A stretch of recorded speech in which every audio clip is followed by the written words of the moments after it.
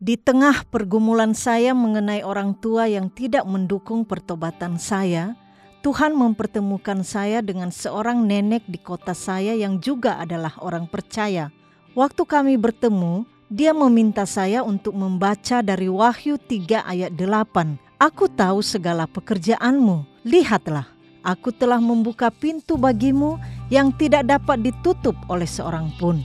Aku tahu bahwa kekuatanmu tidak seberapa, namun engkau menuruti firman-Ku dan engkau tidak menyangkal nama-Ku. Kemudian dia berkata, memang kekuatanmu tidak seberapa, tetapi Tuhan sudah membukakan pintu dan orang tuamu pun tidak bisa menutup pintu itu. Kita akan berdoa dan yakinlah Tuhan pasti akan mengubah orang tuamu. Setelah itu nenek itu mendoakan saya. Saya pulang dengan hati yang setengah percaya bahwa Tuhan dapat membuka pintu lagi. Karena saya juga mengenal ayah saya yang keras dan tidak mudah mengubah keputusan yang sudah diambilnya. Selama beberapa bulan saya terus berdoa agar saya bisa berkersekutu lagi di persekutuan pemuda. Pada suatu malam hati saya tergerak untuk minta izin kepada ayah saya agar bisa mengikuti persekutuan pemuda lagi. Ternyata beliau setuju, tetapi dengan syarat saya harus belajar dengan baik.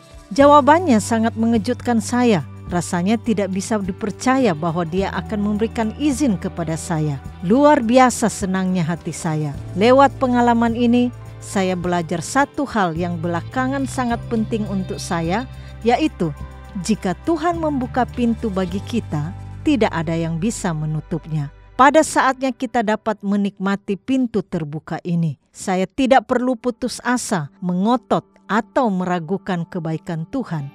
Tuhan itu setia dan pasti menggenapi janjinya. Saya sangat menikmati persekutuan dengan teman-teman di gereja. Saya juga melayani sebagai guru sekolah minggu.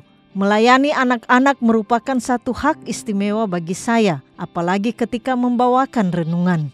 Hamba Tuhan yang melayani kami menjadi bapak rohani yang sangat saya percayai. Waktu kami mendengar bahwa beliau dipanggil Tuhan untuk melayani di Vienna, ibu kota Austria, kami sangat sedih. Berpisah dengan beliau tidak gampang bagi saya. Tetapi saya belajar untuk tidak bergantung kepada manusia, melainkan kepada Tuhan saja. 1 tahun sesudah beliau meninggalkan pelayanan di daerah kami, saya dapat kesempatan untuk berkunjung kepada keluarga mereka sambil melayani bersama-sama dengan timnya.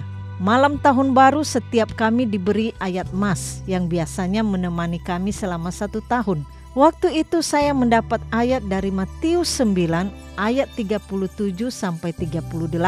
Tuaian memang banyak, tetapi pekerja sedikit. Karena itu, mintalah kepada Tuhan yang punya tuaian, supaya ia mengirimkan pekerja-pekerja untuk tuaian itu. Waktu saya membacakan ayat mas ini, hamba Tuhannya katakan, tanggung jawab kamu bukan hanya berdoa, melainkan melayani Tuhan di bidang misi.